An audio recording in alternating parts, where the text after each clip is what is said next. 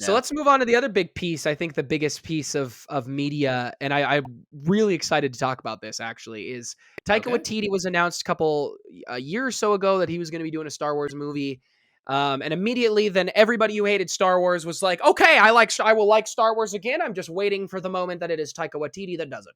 Like that's literally what the entire universe did. Um, we don't know much about it. We don't know if he was asked. We don't know if he pitched. We know he's a big nerd. He's a big film geek. He's a funny dude. He writes really funny scripts. But it sounds like this is what's going to be what is on the docket for late 2023, and it's his next project now that Thor's pretty much. I mean, Thor has just got to be doing some basic stuff right now. So if they start filming by the end of the year, they could have the movie out by Christmas next year. But what do you think about Taika Waititi officially being announced that he is going to be doing a Star Wars movie? I do think they said it will be in the New Republic era, past the Skywalker saga, after Rey. So what do you think about this? And do you have any ideas what his movie is going to be about? Well, I was gonna ask you what the movie was gonna be about. Do I we think not it's going to know? be about it's Broom Boy 3. Broom Boy Rise of the 3 King. rides. Oh, I was gonna say rides again because he's on a broom. Rides again. We are mixing Harry Potter. It's a Harry Potter Star Wars mashup. But what do you think about Taika Waititi coming in and doing Star Wars? Yeah, no brainer. I mean, he clearly is tied with Disney. They clearly like working with him, so it only makes sense. It's not surprising, really. Although I'm pretty sure this got announced like a year ago, and they're like A re-announcing it while or ago. something. Yeah. Yeah, So, I don't. I but think the official thing that they did was say this is next. I think it's always been we have a couple gotcha. Star Wars movies. Taika Waititi's going to do one. Kevin Feige's doing a different one with Michael Waldron writing. Patty Jenkins is doing Rogue Different one. Squadron. They're different. Ooh. Patty Jenkins is doing Rogue Squadron. Blah blah blah. A year goes by, and they're like crap, and then Taika. Taika was in the corner, on the Mandalorian Only set, and one standing. he's like, I got the ideas. I'm not backing out. I've got it. It's going to be about Thor in the Star Wars universe. We're putting him in there. We'll Hunt combine for the two the somehow. hunt for the Jawas instead of hunt for the wilder people. It's hunt Yeah, for the for the Jawas. Jawas. But what do you think about Taika doing this movie? No, I'm really excited for it. He just has this ability to be able to combine humor with self-reflective character pieces. That's always like the theme throughout all of his movies. Even Thor Ragnarok has that a Mm-hmm. little bit as well. And the guy can literally just made a show about gay pirates. Like he can do whatever the heck he wants, and it's gonna be great. So I'm not worried about what this is gonna be. I honestly don't care what this is gonna be. I don't care if it's before this Skywalker entry or after, as long as it's not about Skywalkers anymore. I'll be fine with that.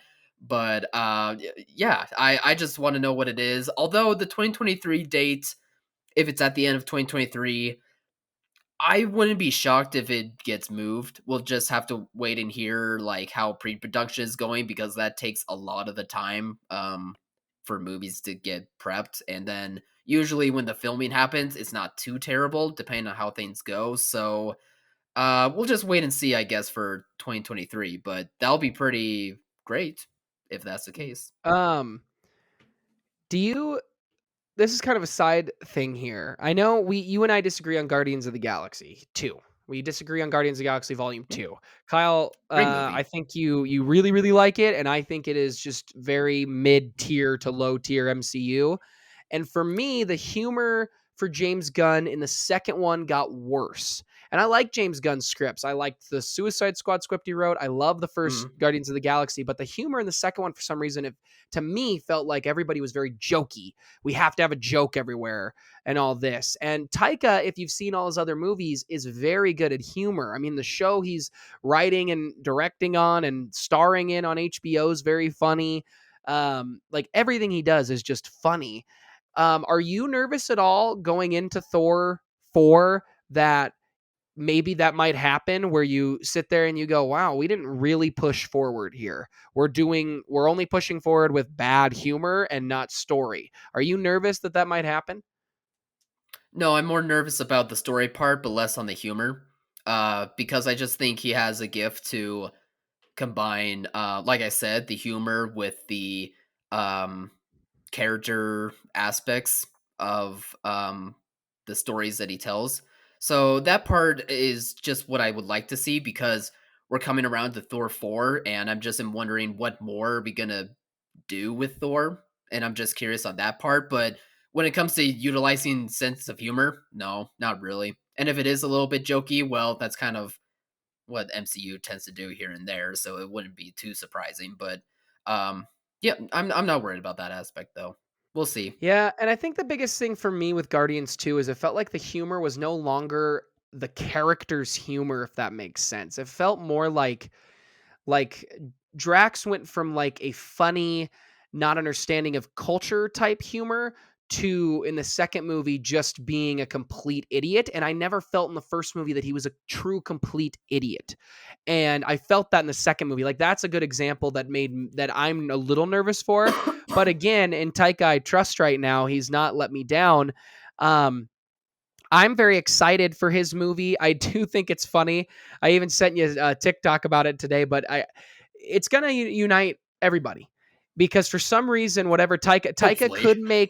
could make, unless Thor 4 is horrendous. That's the only way he's getting kicked off this movie because if Thor 4 is super bad, Kathy's walking in and being like, "Oh, I thought you were talented," and he'll be like, "Well, we had all these other good Oh, yeah, movies." talented. You told me 2 days ago you loved this movie. Well, the fans didn't, and now you're out. Now we're gonna go get that guy in his mom's basement, and he's gonna write our next script. Okay, We're I gonna have a get Ron deep, Howard.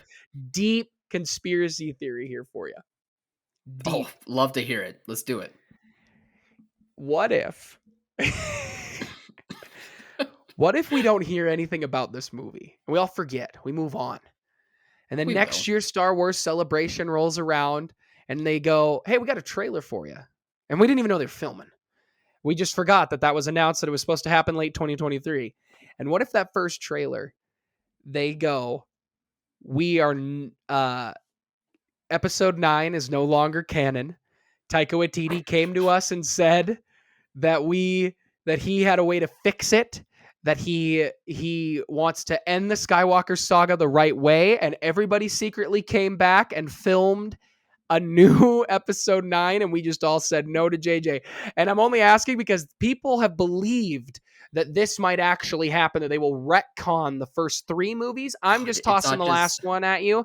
So I'm just tossing the last one at you. I think they keep 7 and 8, but I want to know now a year in advance.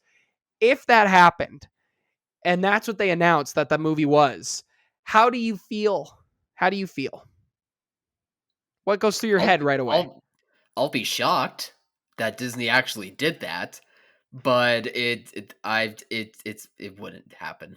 It's not going to happen, but like I think about it and I go, I think I would be obviously excited. How could you not be? Because The Rise of Skywalker, I think more than any, even The Last Jedi is universally like truly considered just a very bad movie.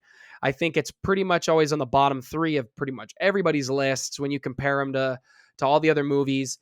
And I mean, everybody would be excited. They'd be like, "Well, I want to see what his version of that would have been." I doubt that's happening. It's probably going to follow a bunch of Jawas. Like, let's be honest. He could do that. He could make a movie about Jawas. Uh, I'm not even kidding. And maybe it's just because Kyle and I were talking about this. None of our friends watch our show, our YouTube channel, let alone the exclusive Patreon show. None of them watch. But our friends, like Kyle and I were texting about it, our friends have been driving us nuts in the movie world lately because of just some of the hot takes that have been flying around here. And so I've gotten to the point where like some of our friends will be like, "This is one of the worst things of writing or cinematography or performances ever. And I hated the movie because of that one thing. And only in this movie, I hated it. Hated it." And then I just think if Taika Waititi made a truly bad movie in Star Wars and it had horrible dialogue, if he purposely made a bad movie, it would be universally loved. He's that He's to that point Purposely. right now. Could you imagine if Taika Mm, did that? If he made a bad Star Wars movie on purpose, like to mess with everybody? man, I don't know. I mean, Taika is pretty beloved, but the power of anger in a fandom can Mickey really Mouse, hey, outweigh. hey, the mouse is about to enter the public domain in a couple years. He's gonna be free pickings. The mouse will no longer have power. It'll only be Goofy. This is Gorsh. Who would have known? Goofy overtook the power. Goofy, no. Goofy just it's my time. I mean, Goofy's I know. voice just does a Naruto change and he's like, Gorsh, and then he goes, I have risen. Anyway, what were you gonna say? I was just gonna say, like, as much as everyone knows how beloved Taika is, like, the power of anger within a fandom will Yeah. drive anyone. I mean, they got mad at Lucas. They got mad at George Lucas, and he started the whole thing, you True. know. And It's they came true. around, but It's true. no one is safe.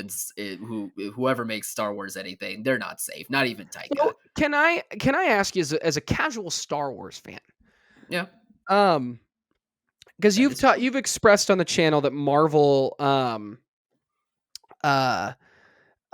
you've lost the magic a little bit, you feel like.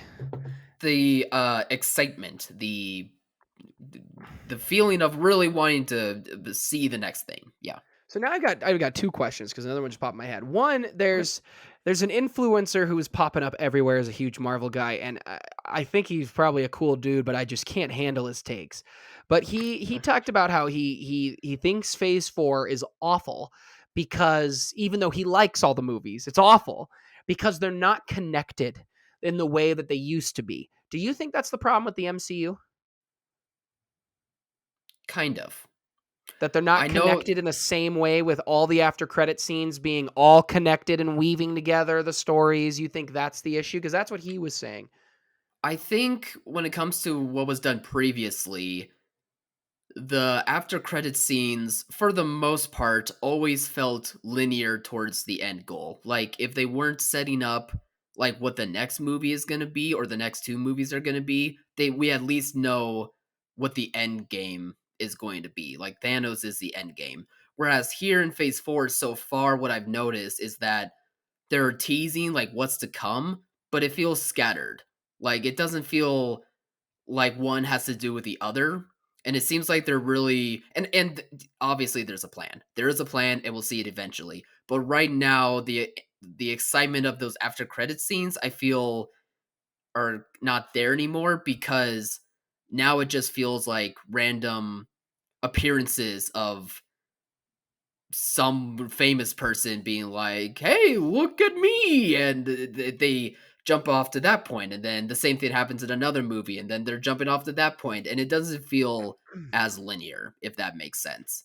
Do you think But it's going to Secret Invasion? A lot of people think that because the Secret Invasion, if correct me if I'm wrong, I don't know as much as you, uh, that it is a mashing of universes where it creates this big battle domain and they all fight for top universe or whatever. And a lot of people think that's what's being teased, that the end of Loki, the end of Spider, what happens just in Spider-Man and in Doctor Strange are showing us that an incursion event's going to happen, and that they're going to have just the next Avengers is going to be like a big team up to go fight another team from a different universe. Do you think that's what they're actually teasing?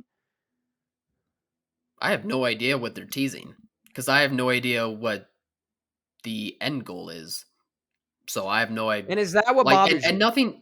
nothing to me feels like it's leading towards Secret Wars, Secret Invasion, whatever it was that people are suggesting. But I don't know what else. I just don't know. I have no idea what it could be. So you're just mad you don't get what you want, right? You don't know what Oh dinner yeah, is exactly. tonight, That's so what. you're losing your mind, right? Right? You woke up this morning and you didn't get told that you're having cheesy noodles for dinner, and so now you're just in a cranky mood. Is that where the magic is gone? You're 100% right. That's exactly. So that was my first question. My second question now Mhm. brings it to Star Wars. As a casual Star Wars fan, do you think that Star Wars has also lost its magic. And maybe you weren't as affected with the magic of Star Wars growing up. I mean, I know obviously I was, but do you think? Because a lot of our friends were saying just the other day, watched the first episode of Obi-Wan, and they were like, Star Wars is awful. And to some credit, I think there are parts of that are true, and I think there are parts that are very much not true. But also, those friends have been saying that since The Last Jedi. I've heard the same thing over and over. They just pick the new property to complain about. But do you think that that's actually happening in Star Wars? Do you think Lucasfilm and Disney is the big problem, and they're just this cow has been milked, and we're that's it? What do you think? I do believe that there's that too much of a good thing can lead to it not being as exciting. And that could be the issue at play. I also think part of it is fandom as well. I think that ever since Last Jedi and moving forward, we just have seen, fandom not feel as fun as it used to be. Like it just feels too sticky, too messy, too angry. And no matter what is being discussed, and this could be for any fandom, but especially for Star Wars, it just, if no one's happy and no one feels like we're enjoying the good thing that we're getting, then where's the magic in that? You know? Do I think the Marvel fandom is worse. I agree with what you're saying that the fandom is a big part of it. I think we've gotten to the point where social media has been a big problem with these big properties because studios know that these movies are going to make more money if they're connected, blah blah blah. And at times it doesn't feel as wholesome.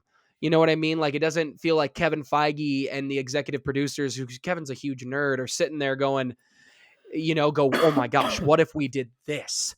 It feels more like, oh, I saw this thing and the fans are been screaming this for 8 years, so let's put this in here. And I think maybe that's happened a little bit. I'm biased. I don't think Star Wars has lost the magic as much as Marvel, and I think it's because we're a little too used to Star Wars being bad.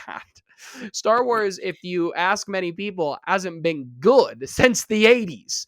So, Hmm. um, in the 2000s, we were kids and we watched bad movies and then created our own worlds. And it's a different universe than all the others because it did come out so long ago, and then George brought it back 20 years later. And I do miss that magic of when will we see a Star Wars movie. Honestly, if they just kept doing fun little Star Wars shows, and then Taika's movie was even pushed another year, so it was a good 3-4 years before movies, would be cool, I think. Because it'll feel like Star Wars is back. But I also think the fan bases have become too picky. I think the social media ground of this is what I want, and there's now 1,000 people doing what we're doing on a podcast and talking about what we want, and we're going to be mad if we don't get it. And I think there's a lot less walking in without your bias anymore. I try my best to leave it at the door. I think there are times I do it great, and I think there are times I probably don't do it as well. But I think for the majority and average of the time, I tend to leave my bias at the door. Um, and with Boba Fett, I enjoyed Boba Fett for what it was. It's not a great show, and I get why it's very hokey and weird. But like I enjoyed certain aspects, and I try to look at the glass half full. Not the best show. I don't recommend it to people. I think Obi-Wan is already night and day better than Boba Fett. Um, but do you think that that's it? Is it's that maybe that social media is just the biggest victim, and now everybody's got a platform, and everybody's trying to figure. You've been big on this too, where everybody's been trying to figure out what's going to happen before it happens, so they can be right instead of that it's I want to be right, and if I don't get it, I hate it because I want what I wanted kind of mentality. Is that really what you think is happening here? Yeah, and I mean, it's just because it's a new generation coming in, a new generation that's grown up with social media, a new generation that's grown up with, Star Wars and Marvel stuff all year, all the time. It's always Mm-hmm. constant. It always is high quality. There's always that high expectation. And I think over time, like it just has been a greed sort of thing. And we're part of the problem too. Like we even with my complaints, like I do sound greedy. I hear it, but I do think there's a part of that too. Greedy. I think. I mean. I I just think mean. a new wave of fandom has come in, and it's just a whole different ball game now, and it's Yeah. strange. I try my best too when I'm watching a movie that if I walk in, especially these big projects, these universe movies, and when I walk in and if in the first 20 minutes it's something I didn't expect, I try not to go, I hate that. I Sure. try to go, huh, and I think about it. And I feel like there's a lack of that at times of thinking about it, and giving it its true, you know, justice. Why does, like a friend of ours didn't really like Multiverse of Madness, but he could only tell us one thing he didn't like, and it was one line. I never heard any other reason why we didn't like it. It was just that one line. And I love this friend. And you know who I'm talking about. One of the smartest guys you'll ever meet. He knows film inside out and backwards better than me. I love hearing his opinions, but every now and then, him and some other people I know, or I just see just from randos on the internet, they don't give me a lot of reasons why they don't like something. They say they find one little thing they didn't like. It reminds me of The Last Jedi. Bombs dropped in space. This movie is horrible. And it's like, calm down, dude. Like, it's a sci-fi movie. Hmm. uh, Thoughts on any of that? It just kind of seems like it's a mixture of emotion and not knowing about film criticism and what you're supposed to criticize within film. Like uh, there's a fine line between having a critique within a film and it's rightfully due in its opinion as well, but it's rightfully due, and it's another thing where the emotion comes into it and it's not really a critique. It's just your expectation on an emotional level. Does that make sense?